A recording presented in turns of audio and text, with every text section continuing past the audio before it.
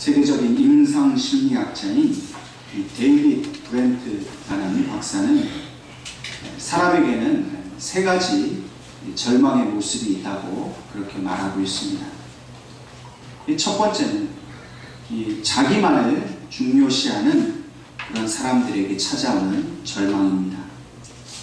항상 누군가에게 특별 대우를 받고 싶어 하고 또 자기 스스로 과대평가를 하기 때문에 늘 이기적인 모습을 보여줍니다. 그래서 이 자신이 생각하는 자기의 기대와 또 그에 대하여 사람들이 자기를 어떻게 대우해 주느냐, 이것이 이제 맞지 않으면 금방 절망하게 된다는 것입니다. 두 번째로는 습관적인 절망입니다. 주로 이제 유년 시절이나 청소년기부터 너무나 거절당하는 이런 절망을 많이 경험할 때에 절망하는 이 습관이 몸에 배는 것이죠. 그래서 충분히 자기가 할 수 있는 일도 나는 할 수 없다. 금방 실망하고 낙심을 합니다. 이런 사람들은 그 절망의 마음이 너무 깊이 그의 생각 속에, 삶 속에 뿌리박고 있기 때문에 이 절망을 이겨내기 위해서는 아주 많은 노력과 시간이 필요합니다. 세 번째로는 다른 사람을 따라가고 또 다른 사람 위해 헌신하다가 찾아오는 절망입니다. 이런 사람들은 다른 사람들의 눈치를 많이 봅니다. 그 사람이 혹시 나에게 대해서 불편함을 느낄까봐 그 사람을 위해서 해달라는 대로 다 해줍니다. 그런데 그냥 다 해주고 끝나는 것이 아니라 내가 이만큼 헌신했으니 당신도 나에게 보상을 해줘야 되지 않느냐, 그 보상받고자 하는 심리가 그 안에 있는 것입니다. 그런데 그만큼 자신의 헌신에 대한 보상이 따르지 않으면 절망하고 낙심한다는 것입니다. 이러한 브렌트 박사의 이 절망에 대한 이 설명을 들여다보면 모든 인간의 절망은 바로 인간 관계에서 온다는 것이죠. 사람에게 느끼는 절망이 우리의 삶을 지배할 만큼 크다는 것을 말합니다. 우리의 관심이 늘 다른 사람이 나를 어떻게 생각해 줄까? 다른 사람이 나를 어떻게 대우를 해줄까? 여기에만 있다면 우리는 결국 실망하고 낙심할 수밖에 없습니다. 어떤 학자들의 연구에 의하면은 이러한 우리의 어떤 절망감, 이런 것은 이 마음에만 상처를 주고 힘들게 하는 것이 아니라 실제적으로 이 절망하는 사람들은 이 신체적으로도 큰 영향을 받는다고 합니다. 그래서 늘 우울하고 쉽게 남에 의해서 상처를 받고 살아가는 사람은 흔히 위궤양이나 두통이나 신경통, 이런 요통의 증상을 실제로 가지고 있고 또 그 질병으로부터 오랫동안 벗어나지 못한다고 합니다. 이런 모습을 볼 때 우리는 사실 사람에게 너무 기대를 하지 않는 것이 좋습니다. 참 어떻게 보면 각박한 이야기이긴 합니다만 우리가 사람을 대할 때는 결코 믿음의 대상으로 보지 않아야 한다는 것입니다. 이 사람은 나를 다 알아주겠지, 이해해주겠지, 다 받아주겠지. 그건 내 기대일 뿐입니다. 그 사람도 약하기 때문에 처음에는 내가 다 믿을 수 있는 것 같지만 그 사람도 자기 사정이나 자기 약함으로 인해서 내 기대만큼 나를 그렇게 도와주지 못한다는 거예요.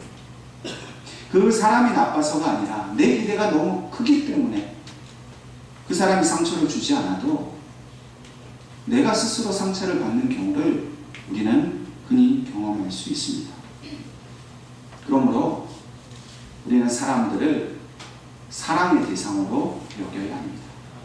그럼 받을 것을 기대하지 않으면 상처받을 일도 없어요. 그저 내가 베풀고 사랑해줄 대상이다, 그렇게 여기고 그 사람이 나에게 잘해주든지 잘해주지 않든지 그 사람의 태도에 대해서 상처받지 말고 그저 내가 할 수 있는 것, 나 아닌 다른 모든 사람들에게 그저 베푸는 삶을 인정하고 살아가는 것이 우리에게 유익이 있다는 것이죠. 그러나 이것만으로도 우리의 삶이 완전하지 않습니다. 사실은 우리는 누군가에게 자꾸 받고 싶거든요. 이해해주고 싶기보다는 내가 이해받고 싶은 마음이 있다는 거죠. 남에게 다 주기만 하다 보면 언제 내 것이 채워지겠습니까? 그런데 이것을 하나님께서는 우리에게 채워주신다는 겁니다. 다른 사람과의 관계 속에서 낙심하고 실망할 때에 하나님은 나를 보라고 말씀하십니다. 사람과의 관계 속에서 채워지지 않는 것을 자꾸 사람에게 채우려고 하면 악순환이 반복될 뿐이에요. 더 이상 나는 사람에게 기대할 수 없고 절망밖에 남은 것이 없다고 여겨질 때 우리는 즉시로 하나님 앞에 나아가서 하나님께서 이 빈 마음을 채워주시기를 간절히 간구해야 합니다. 사람에게 실망하지 않으려면 하나님과 바른 믿음의 관계를 정립해야 합니다. 하나님과 나 사이에 막힘이 없어야 하고 소원함이 없어야 하고 아주 친밀한 영적인 관계가 있어야 우리는 결코 사람으로부터 실망당하고 상처받지 않을 수 있습니다. 하나님을 올바르게 믿고 항상 주님을 바라보고 사는 사람은 사람들이 아무리 나에게 실망감을 줘도 결코 상함이 없습니다. 오히려 주님을 바라보면서 기쁨을 얻게 되고 그 평강을 누리게 되는 것입니다. 다른 사람과의 관계가 힘이 들면 힘이 들어질수록 그 절망의 마음이 깊어질수록 우리가 하나님과의 관계에 집중하고 하나님 앞에 기도하는 일에 집중하고 하나님의 말씀을 붙드는 일에 집중할 때에 사람으로서는 도저히 얻을 수 없는 그 소망과 기쁨을 하나님께서는 우리에게 주신다는 사실을 믿으실 수 있기를 간절히 바랍니다. 아멘. 특별히 우리의 마음을 진정으로 온전히 이해해 주실 수 있는 분이 바로 예수님이신 것을 우리는 기억해야 합니다. 오직 딱 한 분뿐입니다. 유일한 분이 바로 예수님입니다. 그렇다면 그분은 우리를 어떻게 이해하시고 우리를 절망 가운데서 건져주십니까? 히브리서 4장 15절 말씀에 우리에게 있는 대제사장은 우리의 연약함을 동정하지 못하실 이가 아니요 모든 일에 우리와 똑같이 시험을 받으신 이로되 죄는 없으시니라 말씀하고 있습니다. 주님이 우리에게 동정하지 못할 일이 없다고 말씀하세요. 모든 우리가 겪고 있는 감정적인 상한 것, 아픈 것, 절망을 주님은 다 동정해 주신다는 겁니다. 근데 이 동정이란 말은 우리가 이해하고 있는 것처럼 그냥 감정으로 공감해주는 것에만 그치는 말이 아니라 이 동정이라는 말에는 감정을 공유하지만 동시에 실질적으로 행동으로 그 아픔과 상처를 치유해 주실 능력을 보여주신다라는 뜻이 함께 들어 있습니다. 쉽게 말하면 우리가 어떤 아픔을 겪은 사람에게 아유 당신이 그런 아픔을 겪고 있으니 안 됐네. 울고 슬퍼할 때 우리가 그냥 곁에 있으면서 쓰다듬어 주잖아요. 이게 동정하는 거예요. 같이 감정을 나누는 거예요. 근데 우리는 어떻게 합니까? 그것밖에 할 것이 없어요. 옆에 있어주는 것, 울어주는 것밖에 못합니다. 물론 그것으로도 충분히 위로가 되기는 합니다만 우리 주님은 그렇게 하시지 않고 멀리 서셔서 아이고 안 됐구나 쯧쯧쯧 혀만 차시면서 남 일 보듯이 그렇게 지켜만 보시는 것이 아니라 실질적으로 우리의 슬픔과 절망의 상황에 오셔서 우리를 위로하실 뿐만 아니라 그 슬픔의 상황을 해결해 주신다. 사람과의 관계 속에서 상처받았습니까? 그럼 그 관계를 회복시키고 어떤 문제 때문에 어떤 아픔 때문에 해결하지 못하는 일로 인해서 우리가 절망하고 낙심하실 때 하고 있을 때 주님은 우리 삶에 찾아오셔서 직접 그 문제를 해결해 주신다. 그게 바로 주님이 우리에게 동정하신다는 뜻입니다. 우리의 아픔과 시련을 내버려 두시지 않아요. 주님은 우리의 아픔과 시련을 다 아시기 때문에 그 모든 절망에서 우리를 건져내십니다. 모든 일에 우리와 똑같이 시험을 받으신 이로되 라고 말씀하신 것처럼 예수님은 우리 인간이 느끼고 있는 모든 그 부정적이고 슬픈 감정을 주님도 다 아셔요. 그럼 주님도요, 배신당해 보셨어요. 주님도 외로움을 느껴보셨습니다. 배고픔을 느껴보셨고 버림당하는 그런 아픔도 느껴보셨어요. 심지어는 우리보다 더한 채찍에 맞으시는 고통, 십자가에 못 박혀 죽으시는 그 모든 고통을 다 당하셨어요. 인간이 느끼는 모든 그 상실의 감정을 주님도 다 당하셨다는 것. 그걸 아시기 때문에 우리를 이 절망에서 건지실 수 있는 유일한 길을 택하셨어요. 그것이 바로 십자가에서 죽으시는 일이었습니다. 여러분, 예수님이 십자가에서 죽으실 때요, 우리의 상한 마음, 상처, 낙심, 절망도 함께 죽었다는 사실을 믿으시기 바랍니다. 우리 문제도 죽었어요. 심지어 우리의 죄도 죽었어요. 우리에게 있어서는 안 되는 모든 부정적인 것, 세상에 준 악한 것들이 다 십자가에서 주님이 죽으실 때 함께 죽었습니다. 그래서 우리는 주님이 부활하실 때에 예수님께서 지어주신 전혀 다른 새로운 그런 인격체로 다시 태어난 거예요. 우리는 더 이상 죽음으로 인하여 두려워하지 않습니다. 우리는 더 이상 문제나 사람들 때문에 상처받고 절망하지 않는 사람이 되었어요.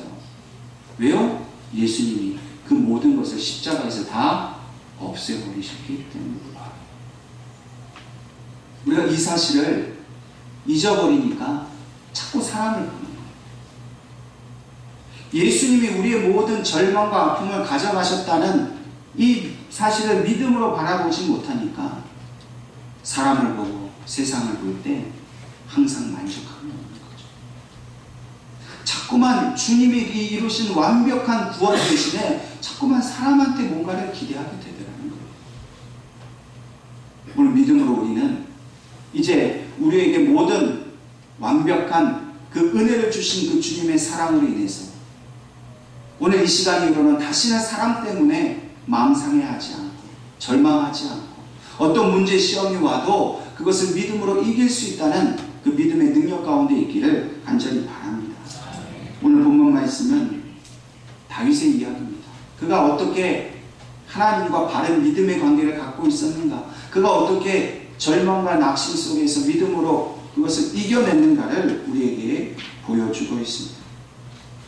본문 사무엘상 17장은 골리앗의 이야기로 시작합니다. 우리가 너무나 잘 아는 이야기죠. 골리앗이 블레셋 군대의 성공작이 되어서 이 이스라엘 군대 앞에서 소리를 지릅니다. 누가 나와서 겨뤄보겠느냐? 너희가 믿는 그 하나님은 어디 있느냐? 하나님의 이름을 모욕하기 시작합니다. 근데 아무도 그 골리앗을 대항하여 나서는 사람이 없습니다. 왜냐하면 성경을 보니까 그의 키가 6규빗 1뼘이라고 기록합니다. 그 당시 유대인의 도량형이지요. 오늘식으로 얘기하면 약 3m나 되는 그런 키입니다.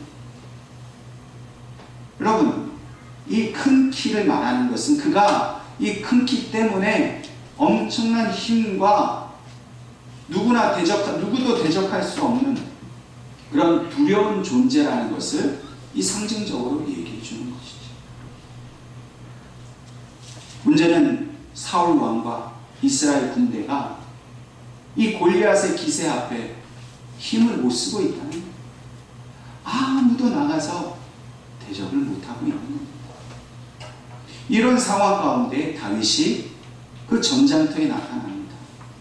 이 막내 아들 다윗이 형들이 이 사울 왕의 군사가 되어서 전쟁터에 나가 있으니까 아버지가 준 곡식과 뭐 이런 것들을 가지고 와서 형을 찾아옵니다.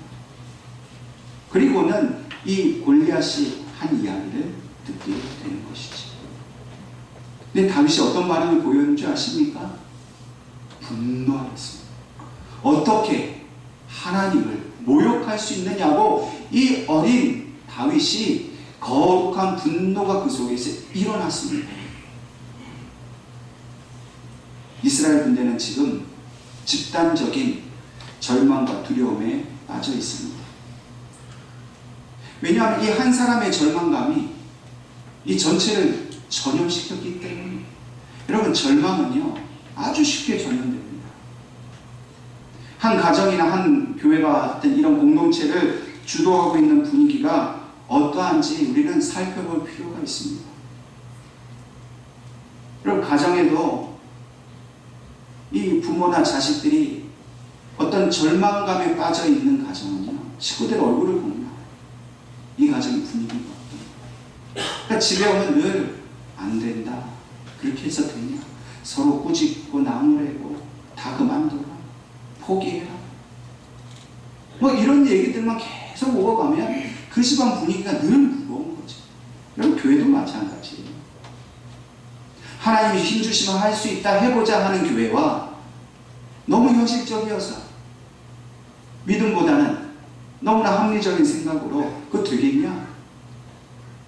그리고 교회가 그런 분위기가 되면 하나님의 역사가 일어날 수가 없는 거죠. 여러분, 우리 가정과 우리 공동체가 할 수 없다, 부정적이고 우울하고 절망감에 빠져있는 공동체인지, 아니면 활력이 있고 활기가 있고 소망이 넘치는 공동체인지, 우리는 그것을 다시 한번 점검해 보아야 합니다.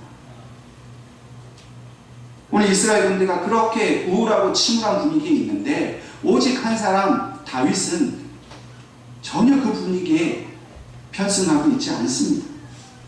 골리앗의 존재에 대해서 두려워하지 않고 있어요. 왜냐하면 다윗은 그 눈에 보이는 대로 느끼지 않았기 때문입니다. 다윗이 보고 있는 그 골리앗 때문에 다윗은 두려워하지 않았어요. 왜? 보이는 것을 믿은 것이 아니라 믿는 대로 보았기 때문입니다. 이스라엘 군대는 다 보이는 걸 믿었어요. 야, 안 된다, 저렇게 큰 장수를 어떻게 이기냐, 우리는 못해 라는 믿음이 있는. 그런데 다윗은 하나님이 함께 하시면 모든 것을 할 수 있다는 믿음을 가지고 골리앗을 보고해요. 그러니까 골리앗이 아무것도 아닌 거죠. 왜? 전능하신 하나님은 골리앗보다 크신 분이고 능력 있는 분이기 때문에. 그걸 믿으니까 눈앞에 보이는 것 때문에 마음이 흔들리지 않는 거죠. 근데 이스라엘 군대는 골리앗의 키 큰 것, 그의 그 중무장한 그 모든 겉모습을 보고 위압감에 사로잡혀서 두려운 가운데 있었지만은, 다윗에게는 그건 하나의 인간의 모습일 뿐이지 하나님이 함께 하시면 모든 것을 할 수 있다라는 그 견고한 믿음 가운데 서 있었습니다. 그럼 오늘 우리에게 필요한 것이 무엇입니까? 객관적이고 완벽하고 합리적인 현실 인식이 중요합니까? 아니면 하나님께 대한 절대적인 믿음을 갖는 것이 중요합니까? 여러분, 현실을 온전히 인식했다고 현실이 바뀌지 않습니다. 그러나 하나님께 대한 온전한 믿음 가운데 있으면 하나님께서 그 현실을 바꿔주시는 거예요. 상황을 바꾸시는 거예요. 우리가 그것을 경험해야 하는 것입니다. 예수를 믿는다는 것은요, 상황에 끌려가는 것이 아니라 하나님께서 그 상황을 바꿔주시는 것을 경험하는 거예요. 그래야 간증이 나오고, 그래야 하나님의 살아계신 우리가 증거하는 삶을 살게 되고, 그래야 우리의 믿음이 자라날 수가 있는 것이죠. 여러분, 절망의 상황을 보고 두려움에 빠지지 않기를 바랍니다. 하나님을 바라보세요. 하나님의 눈으로 보세요. 못 이루실 일이 없는 것입니다. 다윗이 바로 그러한 믿음으로 보았기 때문에 담대히 하나님을 모욕하는 그 골리앗에 대해서 믿음의 말을 할 수가 있었습니다. 근데 그 순간 이 다윗의 제일 큰 형인 엘리압이 다윗이 한 말을 들었습니다. 그리고 야단쳐요. 너가 돌보던 양은 어떻게 하고 여기 왔느냐? 그리고 네가 하는 소리가 얼마나 교만한 건지 모르냐? 네가 여기 지금 놀러와서 함부로 이렇게 말하는 거 아니야? 야단쳤어요. 왜 그렇습니까? 엘리압은 이 형제 8 중에 제일 막내 꼬맹이 다윗이 하는 말이 아주 가찮게 여겨진 거죠. 저 어린 게 뭘 한다고 저렇게 철없는 소리를 하는가. 비웃었습니다. 어쩌면 이 엘리압의 이 비난하는 말이 다윗에게는 큰 절망이 되는 그런 말이 될 수도 있습니다. 그런데 다윗은 이 큰 형의 질책에도 결코 기죽지가 않았어요. 오히려 더욱더 용맹스러움을 보이면서 이 골리앗과 싸우겠다라는 그런 의지를 보여줍니다. 다윗은 이스라엘 군대의 낙심과 절망 가운데서 가장 강력한 긍정의 모습을 보여주었습니다. 그 어떤 장수도 가지지 못한 용맹스러움을 지금 보여주고 있습니다. 다윗의 이 용맹함이 어디서 왔을까요? 바로 하나님께로부터 온 것입니다.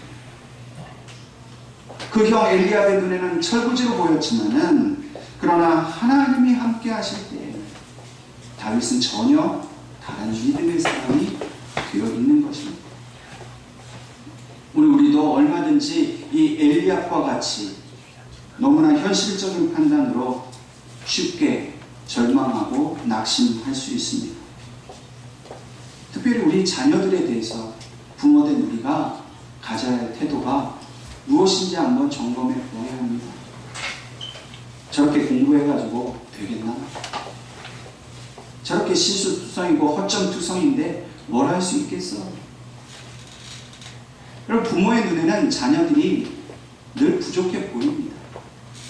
그런데 그렇다고 해서 실제로 그 아이에게 그 부모가 느낀 현실적인 판단 그대로만 얘기하면요, 아이들은 결국 그 부모의 말에 묶이게 됩니다.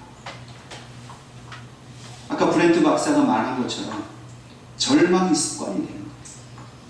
나는 할 수 없어. 못해.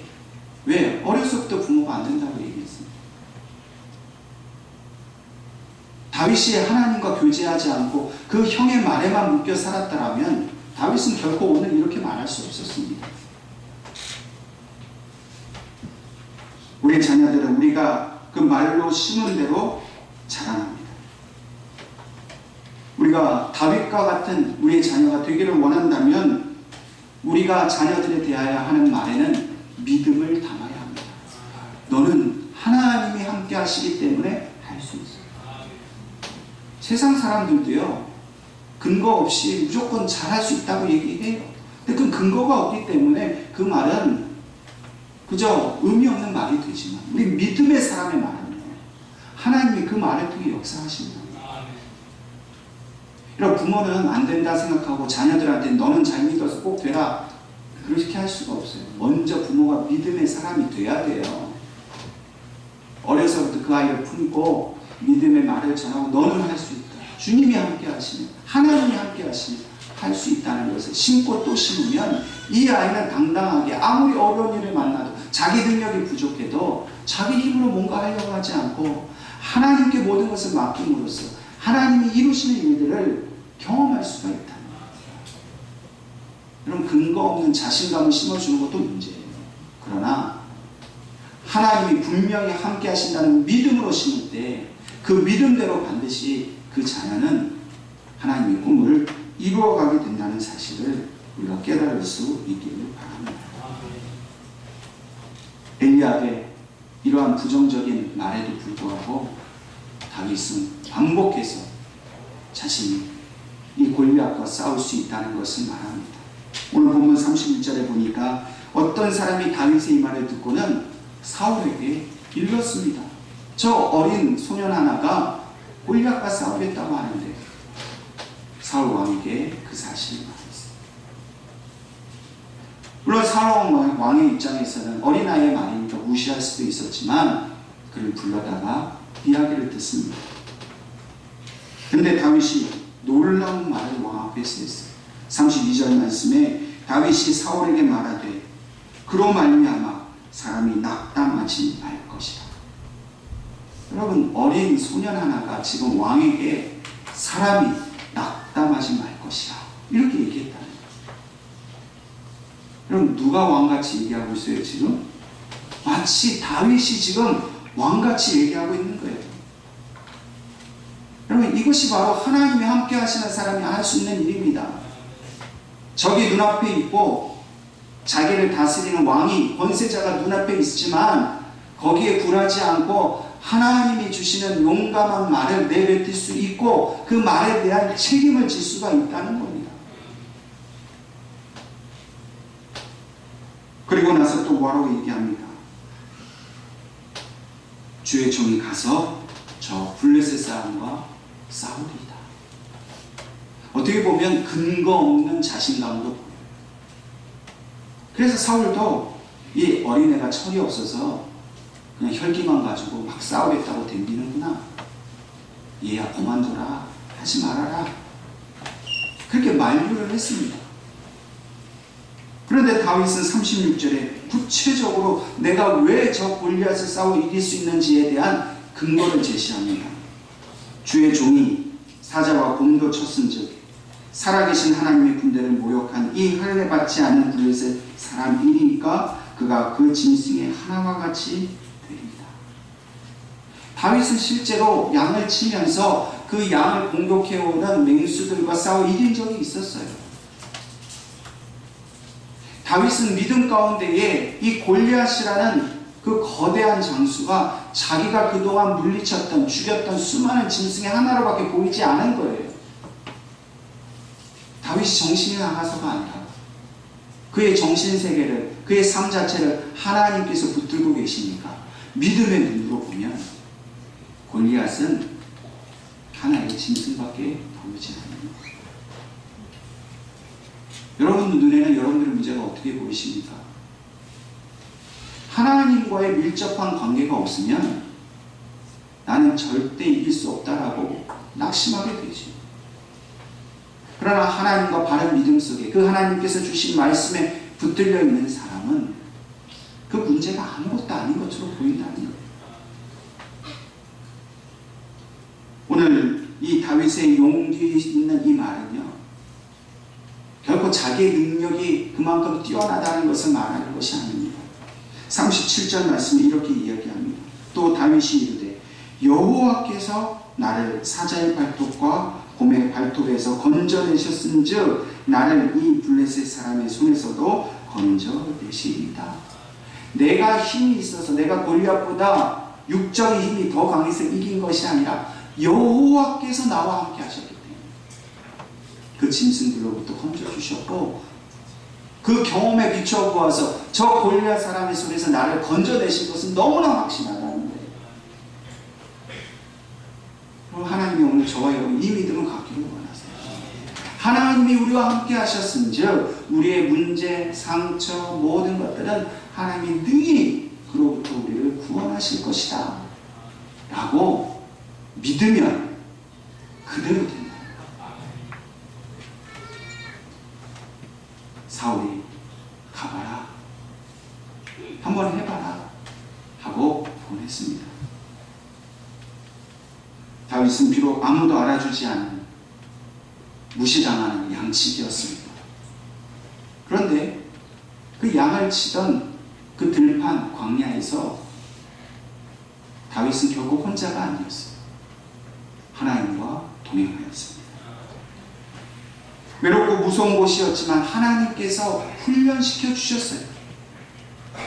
가족과 단절되어서 홀로 외로운 시간을 보냈지만 하나님이 그 가족보다도 더 든든한 울타리가 되어주셨습니다. 하나님과의 온전한 관계 속에서 결코 세상을 두려워하거나 절망하지 않는 법을 배웠습니다.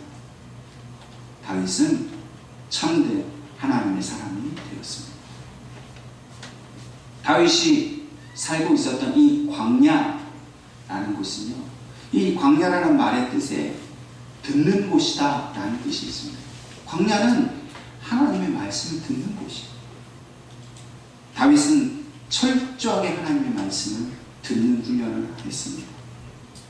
사자와 곰의 공격 속에서도 하나님께서 온전히 건져주셨음을 경험했습니다. 이 말씀을 듣는 경험, 실제로 그 모든 환난에서 건져주시는 경험이 오늘 다윗을 있게 한 거예요.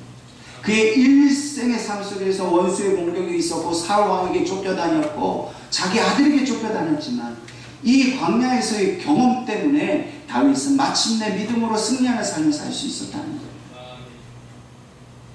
이스라엘 백성과 함께 40년 동안 광야를 걸었던 모세도 하나님의 말씀을 들었습니다. 태어나면서부터 30년 동안 광야에 살았던 세례 요한도 하나님의 말씀을 들었어요. 오늘 우리가 이 절망을 이기는 낙심하지 않는 믿음을 가지게 되는 비결은 광야로 나아가 하나님의 말씀을 듣는 것에 있습니다. 여러분, 하나님과 만날 수 있는 외롭고 고독한 시간을 꼭 만들 수 있기를 바랍니다. 여러분들 문제가 바로 광야라는 사실을 알고 거기서 문제 때문에 시달리지 말고 하나님을 바라보세요. 기도하세요. 하나님을 찾으세요. 광야로 나아가기를 힘쓰면 하나님은 반드시 거기에서 우리에게 말씀해 주시고 그 말씀이 우리에게 들어온 대로 그대로 역사가 나타난다는 것이죠. 광야에서 하나님의 말씀을 듣는 사람은 결코 세상에서 두려움이 없습니다.